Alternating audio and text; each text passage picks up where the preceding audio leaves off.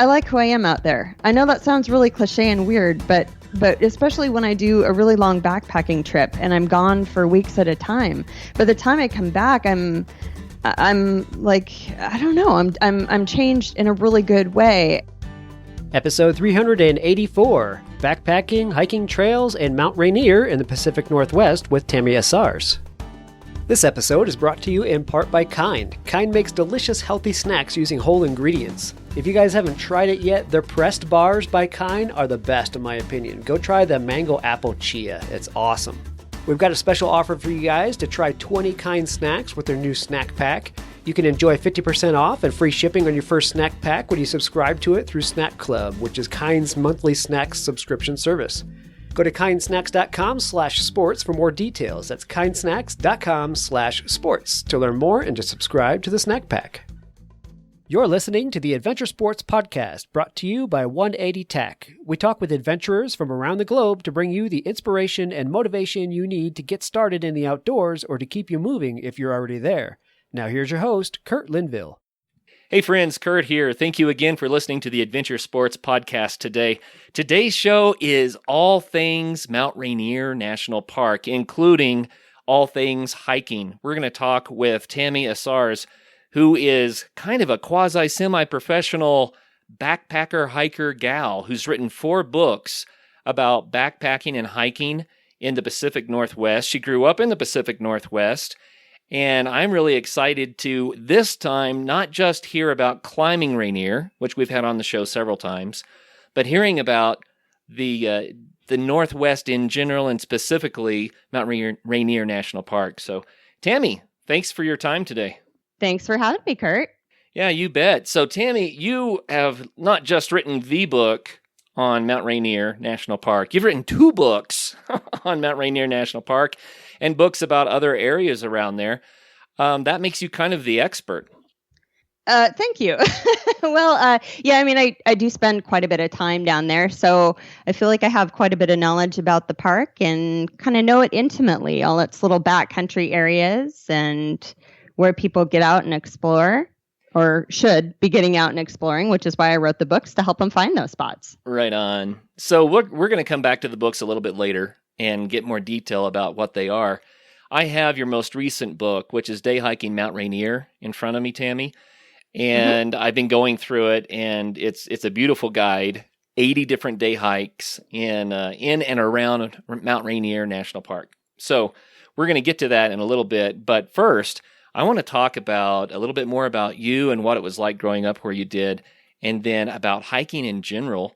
And then we'll come back to these guides that you've written, which are fantastic.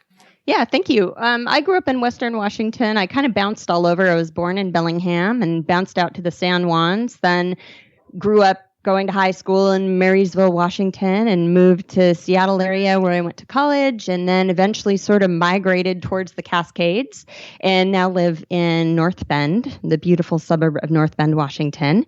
And yeah, I served as an active professional backpacking guide for quite a few years, showing folks of all different skill levels the beauty of the Pacific Northwest, which was amazing, especially from someone from, like, say, Houston, that didn't get to see this kind of landscape. And, you know, of course, the training was always a challenge with someone like that, because, you know, where do they go to sort of pump up elevation? So they were doing stadium steps and things to get out and see this Wow. beautiful landscape we have, the elevation. And yeah, I mean, I've hiked most of Washington State, even like the nooks and crannies, like up by Pasayten Wilderness and all those different areas. I try to get to as many places as I possibly can. I just feel it's so therapeutic to see as much as I can of the state. Plus, it's my job as a professional freelance outdoors writer to get to these places and share them with others.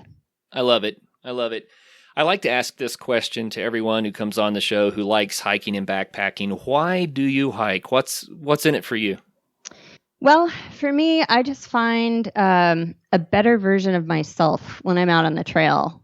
I just think when you are isolated from the external influences and screens and all those kinds of things, you really have to dig a little bit to find exactly who that person is that has been inundated, right? And I just find when I'm out there, I can kind of let go of a lot of that kind of stress and those things that pile up every day. And so for me, that's why I do it. But it's kind of a funny question, Kurt, and I've often thought of this because back in the day, like if you had flashed back to caveman years and said, hey, I'm going to just throw this backpack on and go wander in the woods for no good purpose, they would look at you like you were absolutely crazy. We had a purpose, right? All primitive people had a purpose for doing this. It was either to go find sustenance or later on to take your livestock up into the high country to graze. And many of the trails like down at Mount Adams go straight up because of that. They just wanted to get to the high country without switching back. It was just a straight line. But you think about that, and now our purpose has completely shifted into a focus of sort of therapy in a modern world. And I think that's really cool how far we've come, but we still need it. We still need that land and that natural environment for a deeper sort of shifted purpose. That's one of the better answers that we've ever had to that question. I think it's fascinating, too, how it used to be done for a purpose. You go back to like you were saying, we've had the Native Americans, we had the early settlers, we had prospectors, we had people that were sheep herders and all that kind of thing, or cattle herders. And everyone had a reason, but today's reason is so different. And here's the weird part about it. If you had to get your cattle or your sheep up to grazing, then there really wasn't a choice. It's what you were going to do. But in today's world, we have the choice. We don't have to go. And it's kind of amazing that so many people do go, but I guess here's where I'm headed with this. I'm the guy who loves hiking. I have a podcast about it, right? And I find myself so busy that I don't even get out hiking as much as I would like to. And sometimes when I get out and go on a hike, all of a sudden it hits me, oh, this is why I do this. And I can't even really describe it. If someone asked me that question, I'd be like, I like it. I like to be in pretty places. It's an experience, but it's more than just an experience. You said it kind of connects you to your better version of yourself. Is that what you said? Yeah. Yeah. I like who I am out there. I know that sounds really cliche and weird, but especially when I do a really long backpacking trip and I'm gone for weeks at a time, by the time I come back, I'm like, I don't know, I'm changed in a really good way. And it may not stick around forever and carry through as the years go by, but I feel like it just keeps me coming back for more and more because I want to feel that again. And I like that. And your physical body changes, you get in better physical shape, and maybe that's part of it. You kick up some endorphins and you just, but also you're just breathing this fresh air and you're seeing life from such a simplified viewpoint. There's really nothing more amazing than just standing and staring at a giant volcano or watching a marmot. They play patty cake because, they talk with their hands, and like just watching that from a distance and seeing these magnificent animals. And this goes on every single day, the little trickles of water, the whatever it is, the blowing breezes on the wildflowers. Well, we're sitting at our desks staring at a screen, not even thinking remotely about what's happening in the backcountry. All this is happening day in, day out, 24 hours a day. That little water is trickling down a stream. And it's like when you're out there for a while and you're just submerged in that, you're feeling this sort of, primitive connection, maybe it is, to the landscape. And I think it's so funny, some people are like, oh, I'm not outdoorsy at all, or I don't like, you'll go to a party and talk to people, oh yeah, you do this, you do the hiking thing, or you do the outdoorsy thing, and that's not me. I don't really like that. And it's like, you are of that place. You're not of skyscrapers and screens. That's where you came from, and we've just evolved as human beings into this very modern world where everything is super convenient. And I too love the conveniences, but it's really nice to kind of flash back in that mindset and think, you may not be outdoorsy, but I'll bet you if I took you up to, say, sunrise on Mount Rainier and we stood together and looked around and breathed in that fresh air, I'll bet you would feel pretty connected. It's hard not to, right? It's so pretty up there. I think that people can really kind of get stuck in what they're familiar with because what we don't know is a little bit scary, not because it's dangerous, but because it's unknown. And I've found a lot of people who don't think they're outdoorsy usually just haven't really experienced it. Maybe they swatted too many mosquitoes on some weekend and said, this isn't for me. But they really haven't had that full immersion that you're talking about. Yeah, and there are some people, of course, that that are maybe not going to be as connected. But you're right. I mean, there's a lot of things to be said about learning too. I find that the human brain just constantly wants to learn, even if it's not a conscious thought. You're always seeking more information, and when you go out there, nature is such a wonderful teacher. I mean, you look at a fire zone, for example, and how after fires, it's devastating, and we're all so bummed. It's like, oh, half the Mount Adams wilderness burned in this wildfire, but you go back in that environment, 2 or 3 years later, and you're seeing woodpeckers that you had never seen before because they're coming for the insects that are coming out of these fire charred logs, or you see hummingbirds on fireweed. You just see all this rejuvenation, and it's like there's a lot to be said for crashing and burning metaphorically in your life and then springing back up with a lot of beauty and a lot of I guess it would be like nutrients to offer the world. And I know that's kind of going down a little bit of a metaphoric rabbit hole, but that's what I mean about nature being the ultimate teacher. It's really super cool to have that experience out there and get to kind of start thinking in metaphoric terms with respects to your life and just walking along a trail. Yeah. I loved what you said about all of the action that's going on in nature happening when we're not there. And as you were describing the water and the marmots and all that kind of stuff, I'm like, I'm missing out. It's going on and I can't see it. Someone turned on the television and didn't tell me the movie was playing, Yeah, right. Yeah. It's kind of nuts, but really it's true. There's so much going on and we are missing it when we're not there. I don't know about you, Tami, but when I go into these places, I feel like I'm going home. And when I come out of these places, then even though I have a home, I kind of feel like, well, I'm away from home in a way. Does that ever happen to you? Oh, absolutely. All the time. And I've actually written about that too. It's kind of a weird thing, especially if you do a really long distance backpacking trail, how you go out there and it's like you plan for it, you train for it, you dream about it for months. Then you get out on the trail and all of a sudden, on day 3, you're like, oh, wait a minute, this is so different. Like the, flush toilets and running water and all these things that you have at home, you're sort of challenged by figuring your way out there. And it's like, you kind of, but you almost feel like, okay, connected to this area. And then after you're out there a while, you're kind of pulled towards home again. You're like, okay, it'll be really nice to get back home and have salad and a warm bed. But then the second I get home, I'm like, okay, this doesn't feel right. That bed was nice and the food was delicious, but I'm ready to go back out there. And I get in these cycles with long distance trails. And I think most backpackers and hikers do, where you can't wait to go, and then you can't wait to go home, and then you can't wait to go back out again. Your brain gets a little confused about which is home, which is right, and which is more comfortable. And I don't mean comfortable in the sense of being comfortable. I mean, we're not in Tempur-Pedic mattresses, obviously, while we're out on the trail. But I mean, just, what is more fulfilling, I guess you could say. It's like you have the modern conveniences of home, but you have that stress, like when you're actually in your physical house. Out there, you don't have that stress, but you have the physical challenges of sleeping and, not having the modern conveniences around you. So yeah, it's a back and forth. It's an interesting concept. It really is.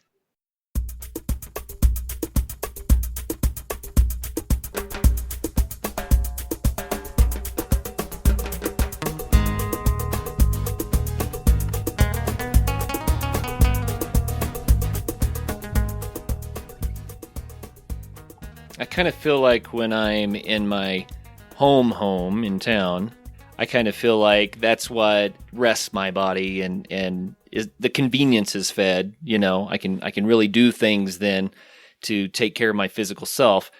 And when I go backpacking, that's what feeds my soul. And sure, it's good for my physical self too, because then I'm getting my exercise. But it's harder to take care of all the other stuff. You know what I mean? It's harder totally. to sleep well. It's harder to eat what you want to eat. It's harder to rest all the way through the night sometimes. But that's when my soul is fed. And in my mind, it's kind of like that. Totally. It's like it's physically harder on your body, but it's so much easier on your soul. And it's the opposite in your home. Isn't that interesting? Yeah. Yeah, exactly. I feel like when you're in your social world, I'll call it that way, in society, in the everyday experience, then there are all sorts of low-grade stresses that we all deal with every day. It's just natural. It's the way it is, but it's kind of stress-producing. But then you go out into nature, and it's stress-reducing. Yeah, it's very simplistic out there, which is what I really love about it. There's just not a lot going on that you have to worry about or think about if you're well prepared, of course. But you're walking through these wildflowers, and you're all of your senses are heightened. Every single one of them is heightened, and these are senses we don't maybe use as much at home. It's really interesting. I will sometimes be aware that there's something staring at me. And I'll look and I'll see a marmot or a pika or a deer or something. And I can also, after several days out on the trail, my sense of smell gets pretty keen. And I can smell if a day hiker's coming just because they smell very fresh. Wow. Yeah. Or even just a musty smell. And sometimes you don't even see it, but there's an elk nearby, or an elk's, to me, they smell a lot like horses. But you can kind of get that scent sometimes on a breeze, and you hone in on those things, but you don't when you're sitting at your desk because you don't need to use it, obviously, right? So it's just interesting what it does for you, and maybe even really in subtle ways that we don't think about. Oh yeah, absolutely. I want to just throw something out there for your. It's a bunny trail, but for your perspective, I was reading about a guy who he would go into the woods on these hikes. And, if you're walking down the trail and you meet somebody, then, you greet each other and, okay, you're aware of each other. And then he started stepping off the trail, and people would walk up on him and still say hi and what have you. But then he started saying, you know what, I'm going to quit broadcasting that I'm here. He would step off the trail in plain sight, but he would say he would scatter his consciousness, whatever that means. Yeah. So he wasn't a particular presence, and people would walk by and never see him. Now, you mentioned sensing people around you after you've been out in nature for a long time, right? And that's why I threw it out there. I don't know about that. Does that work? Is that a thing, Yeah. What do you think? It's a question whether or not others might have sensed him. So the idea that we do sense each other, for instance, you said that you'd feel like you could tell that something's looking at you, and then you turn around and maybe there's a deer or a marmot that's staring at you. And it's like, that's something that we don't normally express or experience, in downtown Seattle, for instance. Or do we? I'm just kidding. I feel like two things. One is if I'm with other people, I don't have that heightened sense. If we're visiting, or if I'm immersed in other things, if my brain is super active and busy, for example, if I go on a day hike, and even if it's a really long one, like it's 14 miles or something, and I'm 8 miles in, and all I can think about is I got to get back before sunset, and tomorrow I have this thing. And, if my brain is cluttered with noise, I don't have that heightened sense. And I also don't have it if I'm if other people are in the vicinity, even if we're fairly close by but not visiting, if there's another person nearby. And I don't know if that skews things, or even what that is. I suppose a psychiatrist or psychologist somewhere could probably unravel that for us. But if I'm by myself, I definitely have it. And even if I'm with other people, but we're separated, like when we do our long distance through hikes, we'll often be, within a half an hour of each other, just, some space and some quiet time. And if I'm within that half an hour even, and I'm just sort of walking by myself, knowing there's other people around, I will still have that heightened sense. So it's possible that study was done, with groups of people walking by as opposed to just one or two people. It would be a really interesting study to do, to find out if there was just if you were to just send one individual on a long trail down and see if they could tell that someone was there.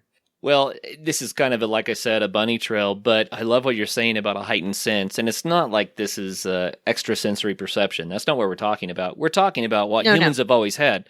We're talking about what the hunter-gatherers used to be in touch with their surroundings in nature, right? That's what we're talking about. Yeah, and I think hunters, really good hunters, even in this modern age. I don't hunt myself, but I bet you if you talk to a few people that do, I'll bet they would probably tell you that that's spot on, that that's part of what they use to find lives or to find deer and wildlife. So I think that it's part of the experience of backpacking and hiking that is so special is when you do start connecting with nature, you get into the flow and the rhythm of it. How long does it take you to really get in the rhythm of nature when you go on a trip? Well, if we're doing a long trail, I would say by about day 3, I'm grooving. I'm feeling good. The body is starting to warm up. Some of those aches and pains are starting to go on. And you always get the little, no matter how light your pack is, you're throwing on weight and your body's kind of like, whoa, what are you doing to me? Because you can't gain that kind of weight overnight and it knows it. And so, as far as that goes, I think it takes a few days for you to kind of go, all right. It's not super comfortable when I put on my hip belt, but we're good here. Yeah, I'd say about 3 days. Now, if I'm doing a lot of day hiking, like when I write my guides, what I often will do is I'll go down and I'll stay in the area and I'll be there for weeks at a time, and I'm going out and doing really long days and researching the trails, and then I'm coming back at night to sort of civilization, which in cases like Mount Rainier, it's civilization, but let's face it, a lot of the areas down there are tiny little towns, and it still has this quaint feeling.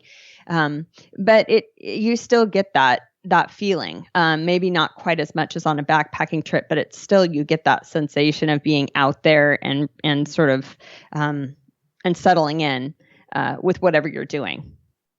I'm glad we talked about that a little bit. I think it's fascinating, that whole dynamic, and I don't have good words to describe it, but I think it is one of the main reasons that people continue to go out. It's one of the reasons why people backpack and hike. It's really hard to put your finger on exactly what it is, isn't it?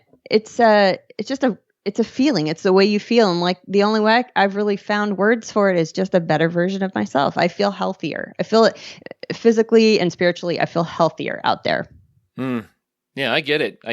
But you people listening to this podcast probably get it too. I bet there's people going, yep, been there. Because, so many of us do.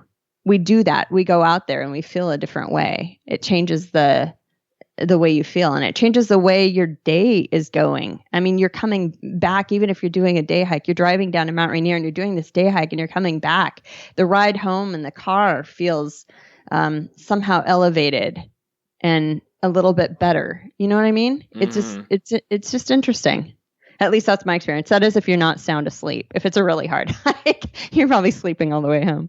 Well, my wife has noticed over the years, obviously, that I need it. And there are times when she'll just say, go, get out of here. You've got to go back and connect with nature again. You're too tense. It makes a world of difference. Hey, ASP listeners, have you ever tried a Kind bar? You may have seen them in your local grocery store, coffee shop, or gym. They make delicious, healthy snacks using whole ingredients. Well, if you're ready to try some tasty and healthy snacks, we've got a special deal for you. Try 20 Kind snacks from 7 of their unique product lines with their new snack pack. You can enjoy 50% off and free shipping on your first snack pack when you subscribe to it through their Snack Club. Snack Club is Kind's monthly snack subscription service. Go to kindsnacks.com/sports for more details on that. I love their pressed bars like the Mango Apple Chia bars, or I pretty much guarantee you're going to love their breakfast bars first thing in the morning when you climb out of that hammock. So take a minute and see what they're creating over at kindsnacks.com/sports and get your 50% off plus free shipping on your first order. That's kindsnacks.com/sports. The 180 Flame is the ideal alternative to bulky and fragile gas-burning camp stoves. The 180 Flame utilizes fewer parts with minimal weight and maximized reliability. The locking tab and slot design means there are no hinges, welds, or rivets to fail you in the field. Cook your food and boil water quickly using only small amounts of natural fuels including twigs, grass, pine cones, and leaves. Weighing just 6.4 ounces, the 180 Flame is the ideal alternative to a backpacking stove. You can find your new Flame at 180tac.com or a retailer near you. 180 Flame. Think big, pack small. I don't want to spend a lot of time on the details of backpacking because we have done that on numerous shows, and our listeners can find those shows easy enough. Just go to Adventure Sports Podcast, click on episode categories, and boom, you're there. You'll get to see all that stuff. But I do have a couple of questions that I should ask every single hiker, and that is, one came in from a patron of ours. Mandy asked, what is the one thing that you always take with you in your pack? The one thing you would never leave at home?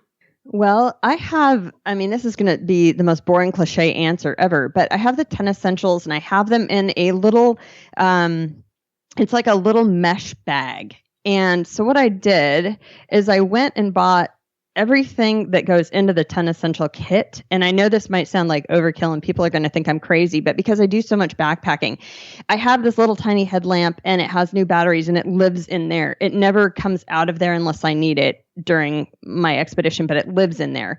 And, same with fire starter and all that stuff. I even have like little honey packets and things in there for emergency supply, extra food. And all of that stays in that little mesh bag. And I transfer it when I go from backpacking in the summertime to, say, snowshoeing in the winter. That little mesh bag comes with me. And it just is, I guess for me, it's my safety net. I never have to think about going through my 10 essentials checklist. It's just always right there. And it's a little costly, sure, to do, and it might seem slightly wasteful to have duplicates because I have other headlamps at home, of course, and this one is specifically, that's its purpose, is to live in this little mesh bag. But I just make sure that whenever I take something out, I put it back. Or like the food, I check the expiration date, every 6 months and make sure it's fresh. And so, yeah, I would say that. And I know that sounds really cliche, but for me, it's really important because I'm doing research for books and I'm out in places where sometimes people aren't and won't be for a long time. So I need to make sure I have what I need if something goes sideways. I like that answer. And I would take it a step beyond that even. It's frustrating sometimes to try to pack a backpack for a weekend. And you make your list, you go through, you try to find, now where did that end up? Where did that end up? And you try to get everything assembled and you try to get it in your pack. And it weighs too much. What could I leave home? And you know the routine.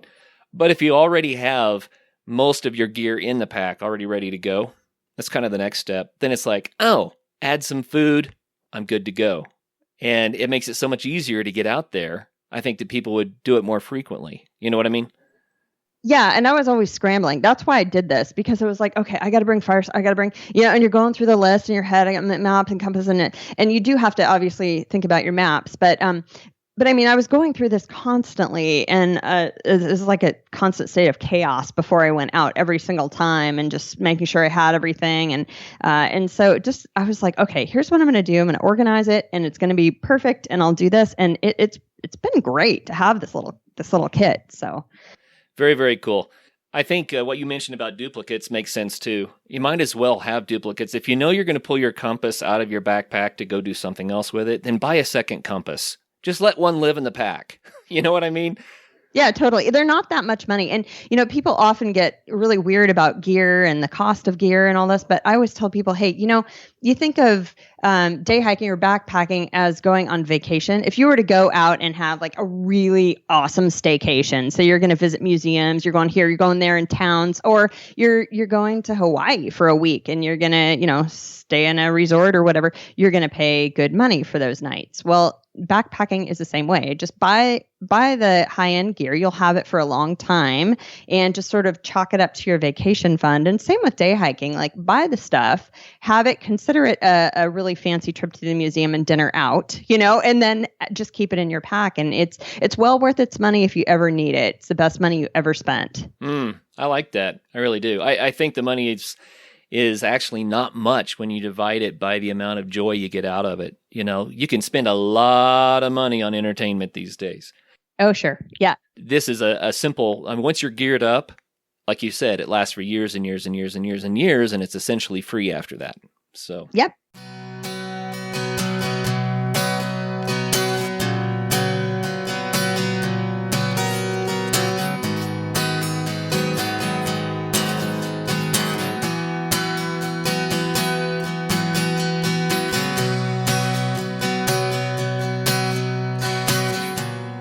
Mount Raineer National Park. Now, one of the gems of the United States. It's so amazing out there in the Pacific Northwest, and what an amazing volcano to hike around. Can you talk to us a little bit about what is special about Mount Raineer National Park? Sure. I can read you a little section of my introduction if you'd like. Yeah, let's do that. In my recent book. Okay. So standing at 14,411 feet, boasting 26 major glaciers and 2 craters, Mount Rainier is a vision and a legend. For years, folks have both revered and admired the massive volcanic giant, the highest mountain in the Cascade Range, for its grandeur, beauty, and power. The spectacular volcano is visible from Seattle and many points in Washington state, but seeing it from a distance is simply not enough. To truly bond with the Great Peak and to appreciate its scale, you must visit Mount Rainier National Park and get up close and personal. It's not just about the volcano, though. The area around the volcano is amazing too. Describe it in your own words. Just describe what it's like. Oh my gosh. So what's great about the volcano is that over the years, all the river valleys that have come off the volcano have just carved these big, deep depressions. So you have these just massive, powerful river valleys. And you get to see the power of the volcano from sort of below it and what it does, with the lahars and melting snow and things over the years. And then you get up really high into these fragrant wildflower meadows and subalpine viewpoints. And you get a chance often to see wildlife. And, if you go up to Sunrise, you'll often see mountain goats in large herds. It's just really common to see them up there. And so, it's not something you see in your everyday life. It's really neat to get up in those high country areas. And then the tundra plants up high. And then you start dropping down in the different subalpine zones and down into the forested zones, and you see really beautiful things. Like in the spring, you see these little gorgeous lady slipper flowers that are like calypso orchids, and you have to kind of hunt for them. And you see, and up higher, you get the lupin and you get the paintbrush, and it's just, there's so much to see, and it's so incredibly beautiful. We are so spoiled in the Pacific Northwest to have this gorgeous national park right in our backyard. And anyone who is visiting or lives in the greater Puget Sound that has not been down and spent some time in Mount Rainier, you'll go down there and just be in awe. It's truly a spectacle. Whether you see it from the car or get out and hike in it, there's something to see for everybody. It's really a gorgeous place. One thing I love about the Pacific Northwest, and I think Mount Rainier National Park has it in spades, it's the amount of moisture. It's the rainfall, the snow. It's very, very lush. It's just packed full of life. And, there are other places that are obviously beautiful, but they don't have that vibrancy that you can get in the Pacific Northwest. I think that's one of the things about that area that just blows me away every time I'm there. Oh, yeah. I mean, if you go down by, Longmire or even over by Ipsit area, and you look at those giant trees on the former Carbon River Road, they're massive, massive trees. And you just think about that. Very few trees grow that big and live that long because of fires. But we have so much moisture that these trees just grow and grow and grow and grow. And everything has a shelf life, right? So at some point, these trees will probably die a natural death, but it's not going to be necessarily fire or wind or hopefully fungus or something that will kill them. Hopefully it will just be a natural death. But in the meantime, they grow, and they grow so prolific and big and crazy and healthy.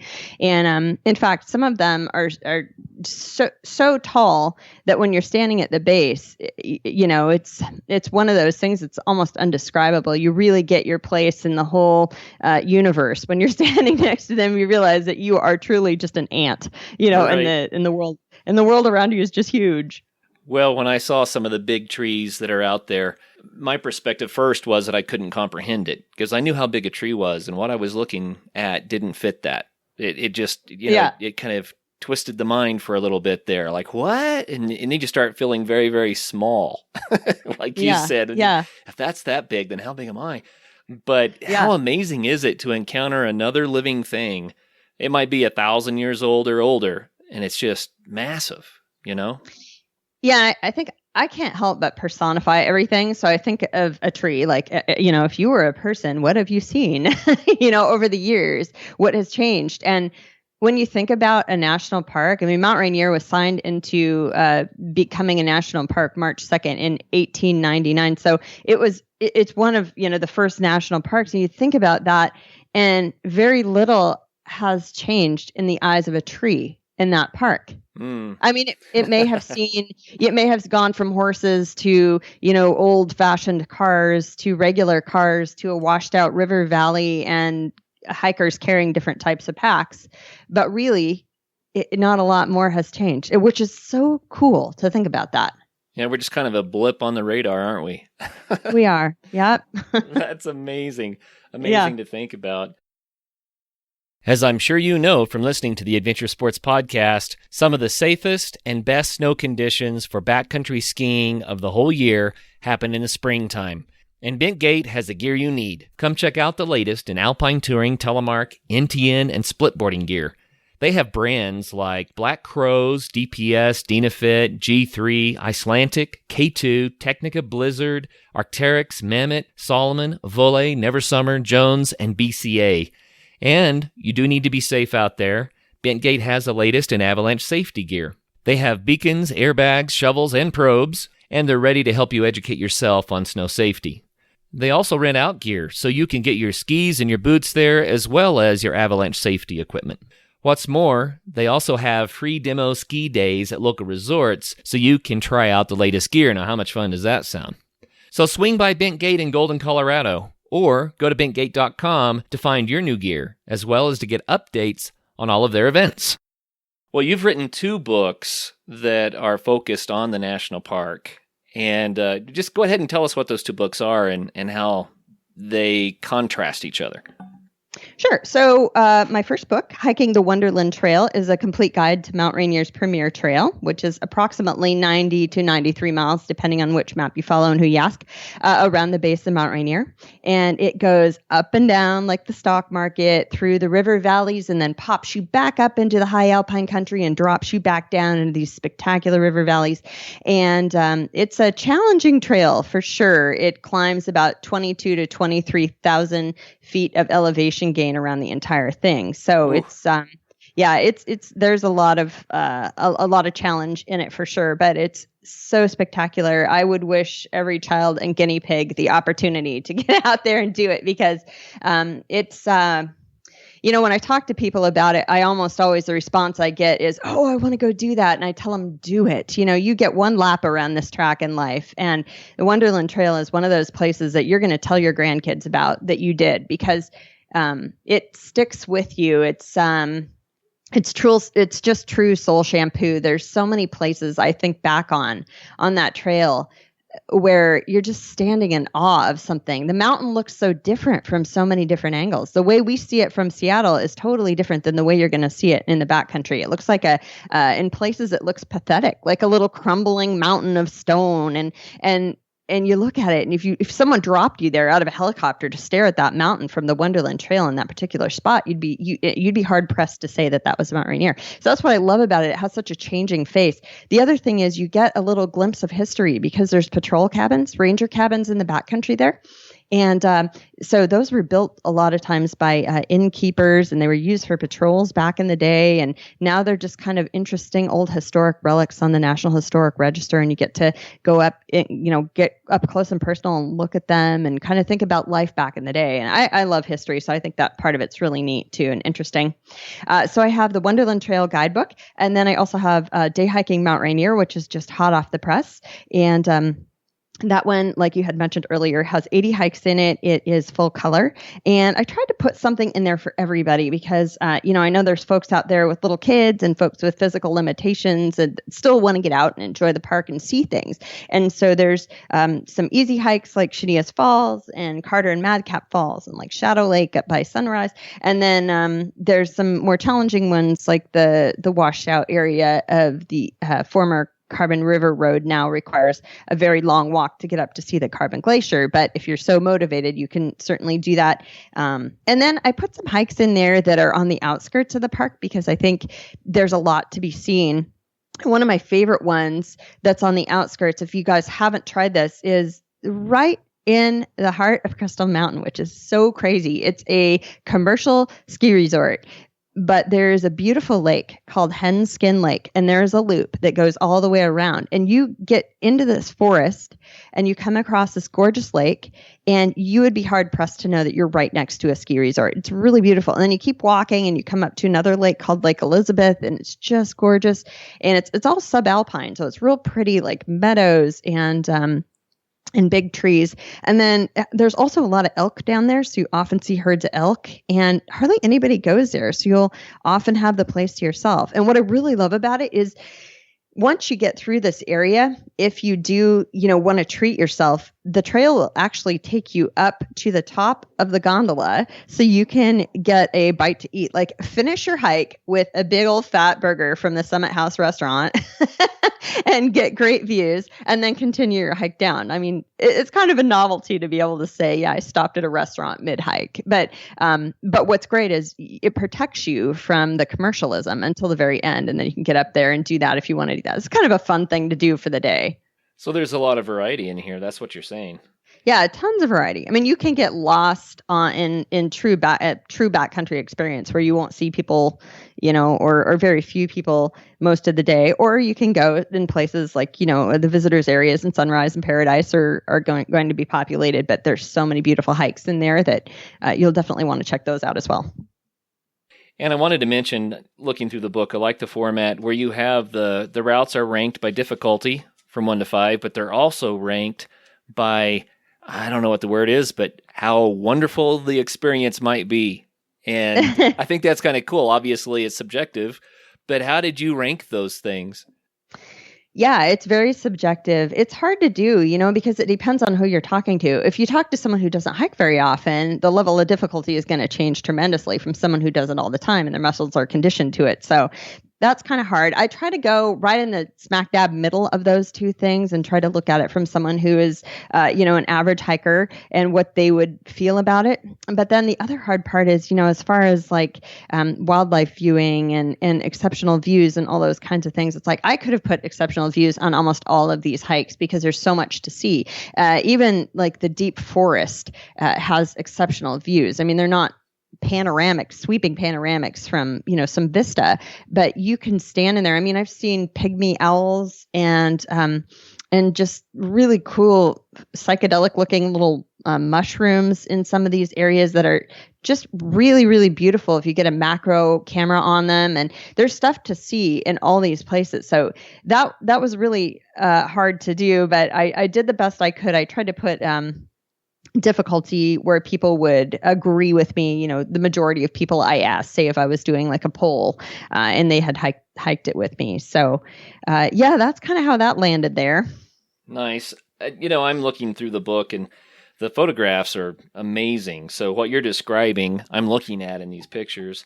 And I'm sure that people that live in the Pacific Northwest, I mean, this is just a book that they need to have, period. But for the rest of us, I'm looking at this thinking, maybe it's time for another vacation up there. And maybe this book will be why we go. You know what I mean? Yep. It's just so amazing. I really hope you do. And I hope other people do too. If you can, try to make it a weekday. I know it's getting a little crowded in this greater Seattle metro area, but if you can't, still go on the weekend, try to find the hikes that are a little further out there. And I will also tell people, we are view hunters and we are view seekers, and we tend to gravitate towards those areas that have these sweeping panoramas. There's no question you need to get up there and see those. But if you do go on a weekend and you're looking for a little bit more solitude, find some of the ones that maybe don't have as many views or that have views in sort of different way. Like, for example, there's a trail up there called Palisades Lake. It's one of my favorite trails in the entire park. And the reason is because it goes up and down real gently through all these different lakes. And then you get to this spectacular lake called, as you would imagine, Palisades. And it's has a backcountry camp there, but it doesn't have big, crazy volcano views, but the backcountry is sublime in those areas. And you can detour in the book tells a little bit about it, to a place called Hidden Lake. And that is also just a really pretty area. From there, you can detour and go check that out. And so there's lots of little places to visit. But a lot of people that go to the park, they might just stick to one particular visitor area or another. But I would encourage people to really get off the beaten path, go see things that are even outside the park. There's a really beautiful lookout called High Rock Lookout, which is just outside of Elbe. And that's on Forest Service land. And it's, It is a mind-blowingly beautiful place to spend the afternoon. It's this giant old-fashioned lookout, and it was spared from Mount St. Helens when it blew in 1980 because it was boarded up for the winter, but it was covered in a lot of ash. And you think about its history, and it's been sitting there for years on this beautiful giant rock with like a big, huge drop-off on one side and just in-your-face views of Raineer. So there's tons of stuff to see inside the park and just outside the park with the book.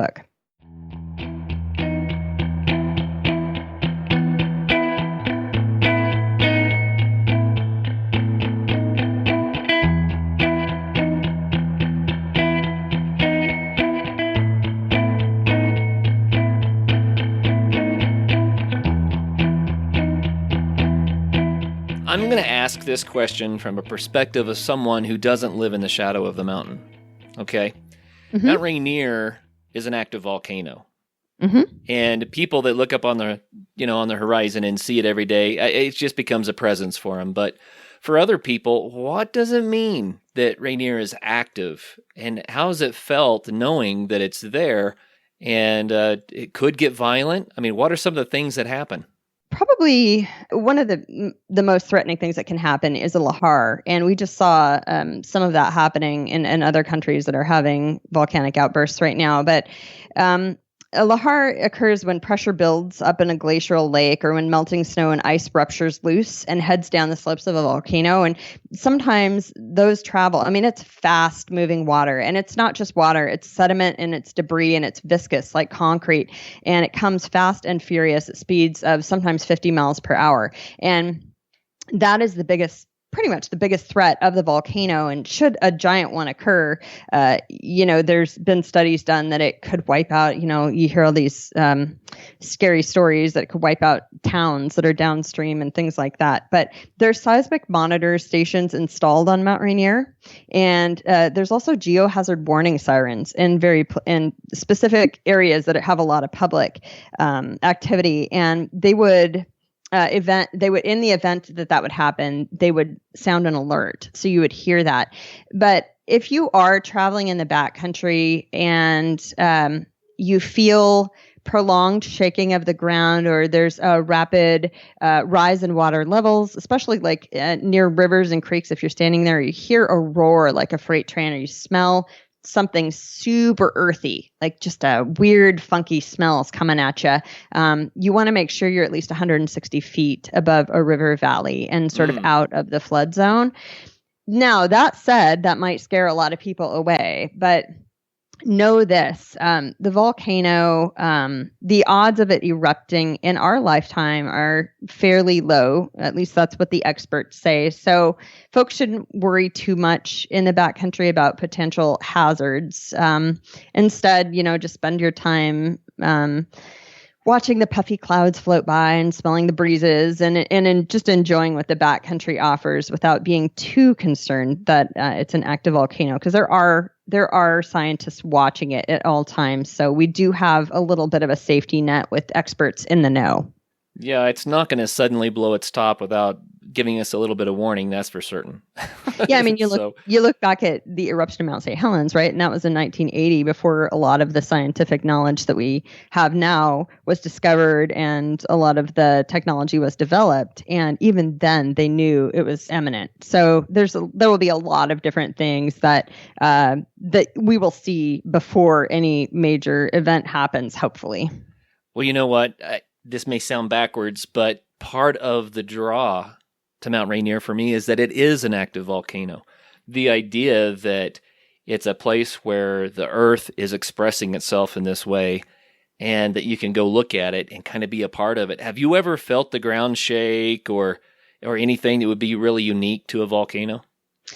No, I haven't, but I'll tell you, in the year 2006, there was a massive flood that happened. And folks that have lived in the Northwest for a while might remember this. It was on November 6th and 7th, and 18 inches of rain fell in just 36 hours in Mount Rainier National Park. And it was a Pineapple Express, and it just centered itself like a bullseye over the top of Mount Rainier. So you think about adding 18 inches of water to creeks and streams. And you think about what that could do. But it wasn't just creeks and streams, because now you have melting snow. And so all of that water and debris came flowing downhill and uprooted trees and grabbed boulders and sent them into waterways. I mean, it took out park roads, took out an entire campground. The park was closed for a historic 6 months. So that was devastating for Mount Rainier National Park. It literally wiped tourist attractions off the map. They had to route some people that were in the park out back service roads because they couldn't get off main roads. The wind ripped roofs off historic fire lookouts during that storm. It was absolutely crazy. Thankfully, it was November, so it wasn't backcountry season. It was pretty quiet in the backcountry, and snow had already started falling. But yeah, it was a major reconstruction effort to get the backcountry bridges all put back together. And in fact, I worked on a park service project with the Student Conservation Association later that year, and it was just crazy. We were down at Silver Falls and saw, if anybody's been down to Silver Falls, that giant bridge that goes over across the canyon, and that thing was twisted and pretty messed up. So it was like thinking about how much water had come down there. Looking at that bridge was, it just took your breath away. It was really, really remarkable. But that's as close as I've seen to park destruction for a volcano, or actually seen the power. That, and when you're in the backcountry on the Wonderland Trail and you see the massive glaciated, the flour-like sediment in the water, the milky colored streams that are just roaring down these canyons, you really do see the power of a volcano and what it's capable of. And you look on the side and you see the sediment, and in the sediment there's trees, giant trees sticking out of the sediment like birthday candles, just stuck in there. And so it's really amazing to see that, and you kind of almost shudder. But it's also, like you say, it's sort of fun and exciting to know that you're that close to. You're standing in the ring of fire. I mean, you are on an active volcanic soil, and you're on that landscape. So it's pretty fun to see that, and interesting all the same. Yeah, some people would say it's morbid, but I've always been so fascinated with the bigger events that the earth can throw at us. And I never like it when people are hurt, loss of property, loss of life, that sort of thing. But man, earthquakes, volcanoes, hurricanes, tornadoes, I mean, who isn't a little bit fascinated with what this earth can do? You know what I mean? Yeah. I think it's perhaps human nature to sort of want to learn. Once again, there's that learning component, but to learn more about it and to understand it and try to figure it out. We've had this fascination with space all of these years. It really doesn't affect our daily lives, but we want to know more. Right. And it's just the same with a volcano. It's like, what could this thing do, and what has it done? And you go look at, there's a trail called the South Puyallup Trail, and it's in the book. And if you go there, you'll see these andesite columns, which are like these long, skinny columns. It looks like it's rock, but it looks like spaghetti. It's just where like the lava has come down and just cooled. And it's so neat to look at that and think about how long ago that came and flowed there and made that. And so there's lots of stuff to see in the backcountry too that, is sort of, I guess, give you a little more volcanic experience if you're really wanting to see sort of the raw earth. Yeah, I can see that. Well, how can people get a copy of the book? Well, they can go to Amazon and look me up. My name is Tami Asars, and it's Tamiasars. And all my books are there, actually. And if anyone is interested in hiking the Wonderland Trail and picks up a copy of the guidebook, or if they want to get a copy of my smartphone app, it will also be on my website, which is tamiasars.com. And you can get it there. And the smartphone app covers the entire Wonderland Trail and will tell you at any point where you're standing exactly how far it is to the next camp or water source or whatever it is. It has real-time updates when your phone updates with user experiences. For example, if a waterway is running low, you'll know about it based on comments people have input. It's all proprietary maps. I took all the photos in the app so you can see, what the campsite looks like that you're about to go to and things like that. So people have told me it's very helpful to them. So if you're someone thinking about doing the Wonderland, that might be something for you to pick up as well. The smartphone app, and that's on your website. And what's your website? It's TamiAsars.com. TamiAsars.com. Yeah, TamiAsars. If folks are looking to pick up a copy of Day Hiking Mount Rainier, I have a lot of events coming up this fall and winter, and they're all updated on my website, and a lot of them change, and I get more and more events. So if one time doesn't work for you, keep checking it. And I do custom copies signed for folks for either gifts or for themselves or just to have.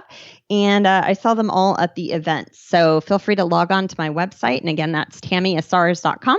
And it will give you the list of the events and places I will be. Very cool. Well, this fall, when we start getting close to one of the events, Tami, send us a little reminder, and we'll remind people about your website so that they can work that into their schedule. How about that? Okay, sounds great. Thank you. You bet. Well, Tami, would you have one more reading that you could use to kind of wrap things up for us? Sure. I can read you a little bit. Sometimes I get the question, well, why did you write this book? Or why do you spend so much time down in the park or whatever? And, I was doing this long before I was writing about the park, going and spending a lot of time down there. So I'll just read you a little bit in my acknowledgments section about what this park means to me personally. And I'm sure your listeners have their own stories and thoughts about what the park means to them. But for me, it's always been a very important place. As a third-generation Washingtonian, not only have I grown up visiting the park, but some of the significant spikes on the timeline of my life are marked by its visitation. On my way home from visiting the park in June of 1999, my phone rang with the exciting news of my nephew's birth. In September 2003, while sitting on a rotting log in the open landscapes northwest of Mystic Lake, my future husband asked me to marry him. In 2010, while looping the Wonderland yet again, the idea of writing a guidebook sprang into my head, and 2 years later, I was holding my book, Hiking the Wonderland Trail, in my hands. Later came a smartphone app for the Wonderland that I produced. Today, it's my privilege to share this book with you on day hiking in the park and give you the information on the pathways that have meant so much to me. For all these reasons and more, my first acknowledgement in this book is Mount Rainier National Park itself, which has always been there for me whenever I needed it. It's an inspiration and my soul shampoo. I love it. Very cool. Very cool. You really do have a connection, don't you? I do. Like you say, I feel like it's home. When I'm there, I can breathe. It's kind of a deep sigh. Well, thank you for coming on the show today and sharing that with us. I think a lot of people are looking for that home. So here's another place you might find one. So fantastic. There you go. Yeah. Thanks for your time. Thank you so much, Kurt. I enjoyed it. Oh, you bet. And for all the listeners out there, man, Mount Rainier National Park. Doesn't that sound nice? Got to get there. Until the next show, make sure that you find your place, whatever it is. Get out there and have some fun. All right, hiking in the Pacific Northwest, Mount Rainier, the Wonderland Trail. How cool does that sound? Right about now in the summer heat, I would prefer to be up there. Thanks for listening to this episode with Tami Asars. Make sure you check out the show notes. We have the links to her books as well as her website where you can get more information about her and the Wonderland Trail smartphone app. If you haven't signed up to be a patron yet, please do consider becoming a patron. It's only $5 a month, and there are extra goodies in there that are available for patrons only. So do yourself a favor and get signed up as an ASP patron. Thanks, guys, and until the next time, get out and have some fun.